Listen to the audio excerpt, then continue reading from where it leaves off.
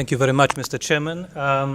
We are examining a general issue, how the size of a country affects its success rate in electronic government. Is the size, whether measured through population or area or size of economy, is it a challenge, is it an opportunity, is it both?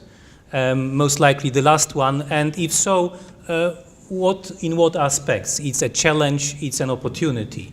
Can we see some aspects that are more general than others and not necessarily changing from country to country? So we are examining issues which are general, looking at two specific cases of China as a big country and Bhutan as a small one. I think before we go into the discussion, it may be useful that we put these two cases into a context. Can I have the next slide, please? Oh, sorry, this is my job. So what I did yesterday, I actually went to the UN eGov rankings from 2003 to 2010, and I tried to actually look at the rankings of various countries. I also looked at the program, which countries are present at this conference, and looking population as a distinguishing factor, grouped them into large, medium-sized and small countries. So on this slide, you have a plotting of the dynamics of the eGov readiness ranking for large countries like China, India, Bangladesh, Japan, Philippines, Vietnam, and Thailand. You see, for instance, in red color, China raising in the ranking from the 74th position to 57th in 2005, and then declining in the rankings to 65th and 72nd position in 2010. You also see in the black line, you see the average. So we're trying to look at a general trend, whether we can establish any kind of general trend for this group of countries. Looking at small countries, and Bhutan is one example here, plotted in red. Bhutan started in 161st position, then went up significantly to 130th and 34th position in 2005 and 8, and then moved back to 152nd position. You also see other countries like Laos, Singapore, Mongolia, Fiji, Maldives, and Brunei, how they were doing according to the ranking since actually the beginning. You also see the average. And finally, a vast amount of countries that sit somewhere in the middle. In fact, here, if you look at the big countries, the smallest, Thailand, has 65 million population. The largest in the group of small countries is Laos, and it's 7 million population. When we go to medium size, Cambodia is about 18 million, Korea 80, if I remember correctly. So here you see also how the progress in the ranking can be tracked over the time.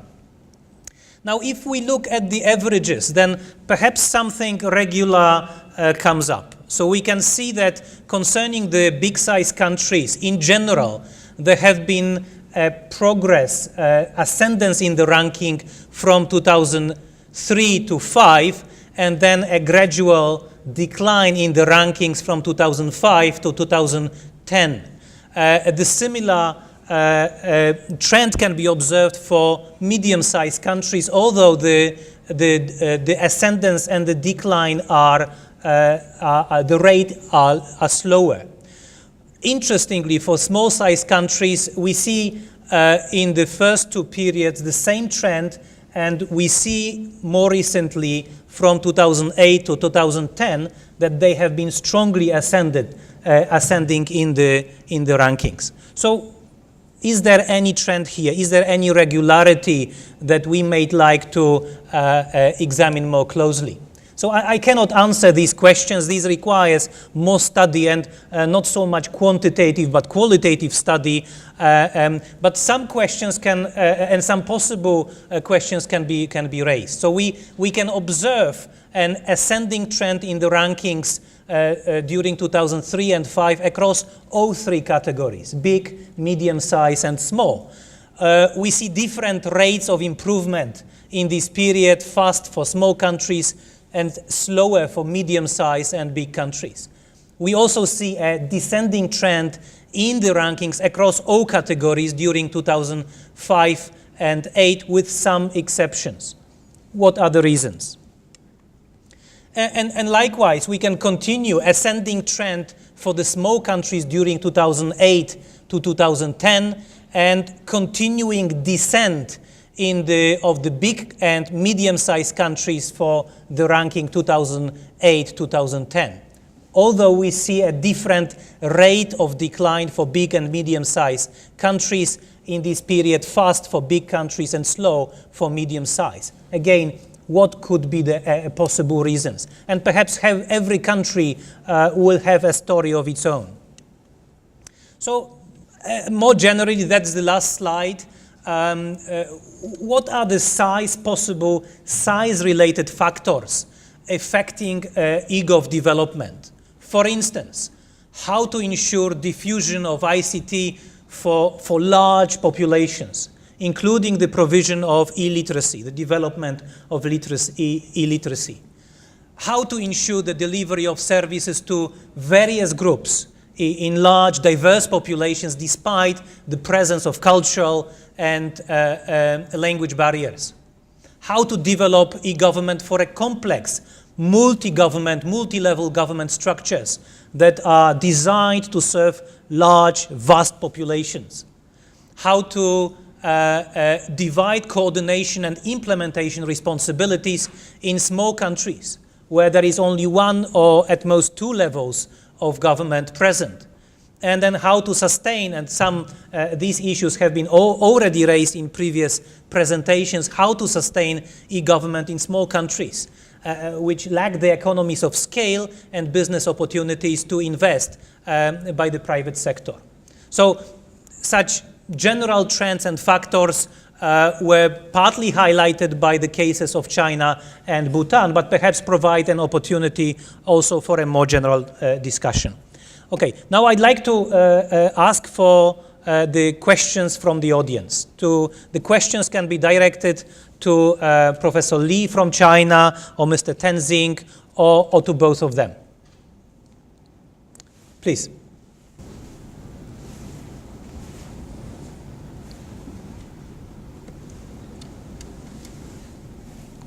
Thank you.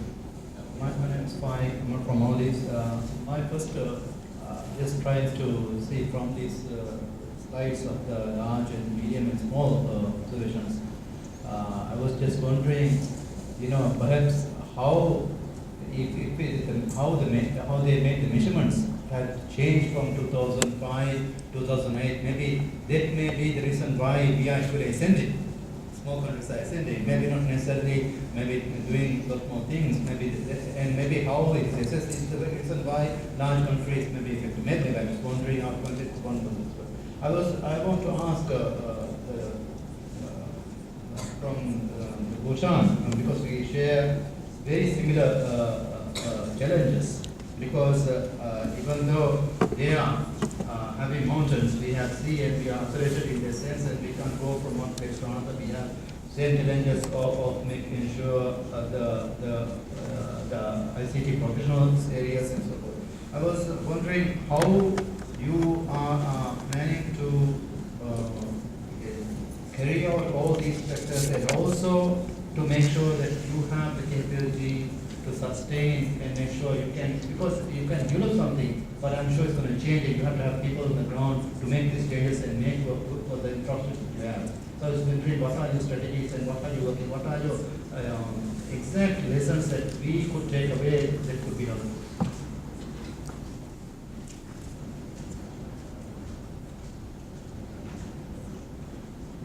This is the question to Mr. Tenzing, yes? from Bhutan. I thought there was an earlier question, but anyway, I can take this question.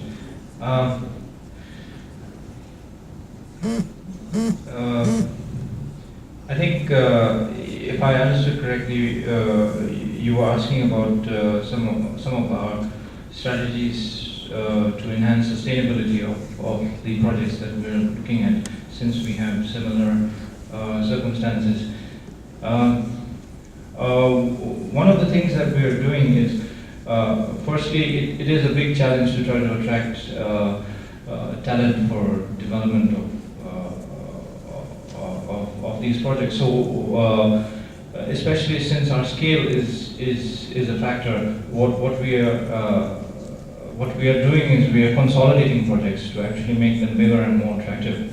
The second thing that we're doing is we're incorporating requirements in these standards that they have to work with local companies, and that they have to ensure that knowledge is transferred. Some of the other things that we are also incorporating in our strategies is that the project does not end at the end of the development of the systems, but rather is protracted by a few years to ensure that there is definitely knowledge transfer to the local counterparts. Thank you. Okay, thank you very much. More questions, please?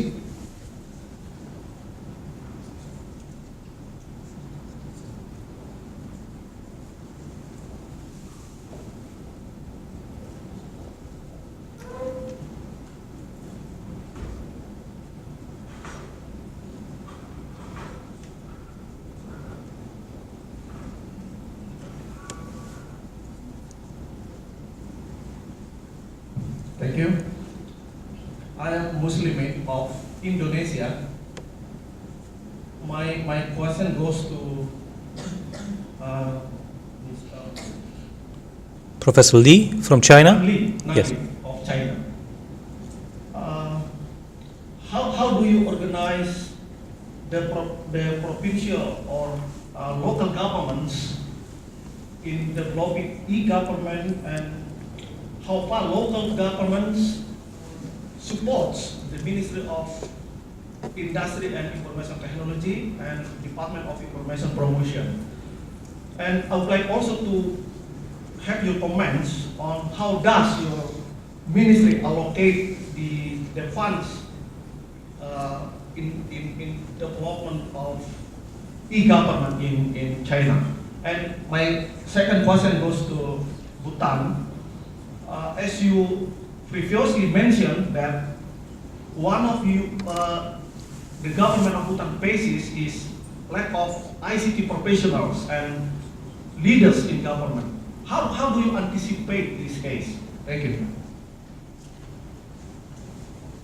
因为中国是一个比较大的国家，所以想知道就是当地的政府和中央政府之间是如何组织起来去协调电子政务的问题，包括中央政府是通过怎么样的形式，比如说支持当地的 local government。这个组织中国推进电子政务，它中央政府跟地方政府呢，我刚才在那个演讲中提到，实际上就是说，它的一个组织管理机构实际上是有两条线，一个是技术，一个是业务。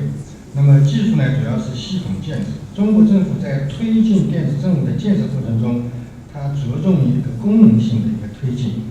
那么功能性的推进主要是以管理为主。那么这个系统呢，它是以这个就是原来的那个电子信息产业部，现在是工信部，就是以这条线下来，然后各地方都有相应的部门，就是负责对口的这个项目。那么各个地方之间，它也有一个，就是刚才我给大家展示的那个结构图。在这个结构图中，它实际上你可以看到，就是有2块，一个是负责审批的，就是发改委；一个是负责这个系统建设的，就是专业的，比方说有的像中央政府是工信部，在底下是工信信息委，就是经济信息化委员会。那么这2个部门它实际上就是协调建系统，这是业务。另一个方面就是说，在政府的这个工作推进方面，它是业务层面。业务层面的这个推进，中央政府是通过2办，就是中央办公厅或国务院办公厅。那么它下发的文件以后，那么地方政府是根据这个指示，它按照这个精神来建自己的电子政务。那么这个电子政务呢，实际上它也是通过地方的2办来建立这个业务的这个需求。那么业务的需求跟这个新系统的建设2块之间的一个协调是地方政府的内部协调。比方说就像上海市政府，它有可能也有自己的信息化领导小组，北京市也有自己的信息化领导小组。那么这种领导小组，它就是一个协调两块的条线的一个业务推进。OK。No, you are in trouble, huh? Yeah. Yeah, we know that the highest level of China to guidance the informatization is the State Informatization Leading Group. And under this group, there are National Development and Reform Commission, whose duty is to approve state important projects at an administrative and operational level to promote informatization. And the State Informatization Leading Group was led by the Central Committee of the Communist Party of China and the State Council with a view to promote the construction of informatization and to safeguard the national information security. The regular work is undertaken by Ministry of Industry and Information Technology. And also, we have the Department of Informatization Promotion. This promotion is guides the informatization, coordinates important programs during the construction, helps to prepare the important informatization projects, and guides or coordinates the development in e-government and e-business. Also promotes the communication among cross-industries and cross-departments to promote exploitation and sharing of important information resources. Also the integration of telecommunication, broadcast, and television. And then the local government, such as the general office or the provincial municipal offices, the Development and Reform Commission and other departments governing information, such as the Information Industry Bureau or the Committee for Economy and Informatization. Yeah, thank you. Okay, thank you very much. Any more questions? Yes, please. I think there was a question for me in this one. Yes, please. Okay. If I understood your question correctly, I think you were asking how we were addressing the lack of ICT professionals and leaders in government. We're currently carrying out a number of pointed trainings that focuses on government officials, as well as we are also putting a lot of focus on introducing ICT curriculum within the education system itself. We are also looking at the possibility of public-private partnerships as some avenues for addressing this shortage. Thank you. Okay. Thank you, Tomasz. If I may, a comment was made earlier about the rankings and possible reasons for countries going up or down in those rankings. There was a suggestion that this was could be as a result of the change in the methodology of the UN e-government survey. And I don't think that that's the case. The methodology has remained consistent 2003 on, more or less. It's been updated to reflect technological changes, but in essence, it's been the same survey. It's important to remember that the rankings themselves are relative rankings. They don't say anything about a country's absolute position in technological development. It's a rating of one country versus another country. So if a rating goes down, it just means that other countries are progressing more quickly. And we see the same kind of situation with respect to the digital divide. Of course, the digital divide is said to be increasing, but that doesn't mean that countries are ripping up their infrastructure or anything like that. No, they're still advancing. It's just that others are advancing more quickly. So perhaps one could even conclude that if a country's rating goes down, one should be happy in a sense, because it means that one's friends and neighbors are beginning to advance as well. Okay. Any questions? Yes, please. My name is Muhammad Ali from Egypt. And from your presentation, China ranked 72 in the UN ranking for e-government, and India ranked 190. And we all know India is #1 for democratic system. Well, I'm referring to readiness, e-government readiness ranking, and these numbers. Maybe I made a mistake, but this was the basic point in my question. okay, we can Okay. yeah, we can check it offline. So my question. Yes, please. My question is, which one more important for developing country and should be come first, a democratic system or successful e-government? Okay, to whom you would like to direct, to which of the speakers? For all. Okay.